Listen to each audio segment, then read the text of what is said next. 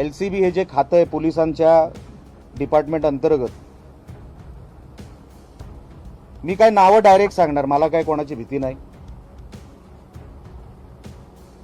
हे कलेक्शन मटका असेल, जुगार, दारू, ड्रग्ज, तस्करी वगैरे वगैरे, हे जे काय 2 नंबरचे धंदे आहेत, या 2 नंबरच्या धंद्यांचं जे महिन्याचं इन्कम आहे पोलिसांचं, जे माझ्या सोर्सेसच्या माध्यमातून मला मिळालं, ते 2.25 ते 2.5 कोटी आहे महिन्याचं.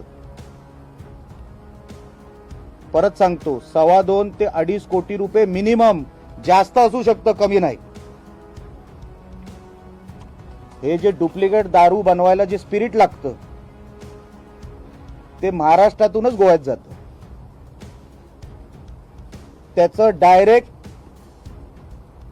कमिशन किंवा त्याचं जे काय आहे 2 नंबरचं अंडर टेबल, हे SP ऑफिस. कारण का ते स्पिरिट टाकल्याशिवाय ती डुप्लिकेट दारू बनू शकत नाही. आणि ती जाते कशाने? पेट्रोलच्या टँकरच्या माध्यमातून, कधी दुधाच्या टँकरच्या माध्यमातून, आणि मोकाट सोडली जाते. ही दिवसा होते, रात्रीची होत नाही.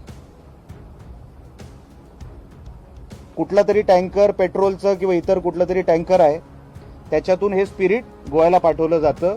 उघडपणे, उघड्या डोळ्यांनी आमचे SP साहेब बघतात, आणि तीच दारू रिटर्नमध्ये आमची इकडे तरुणांची पिढी खराब करते.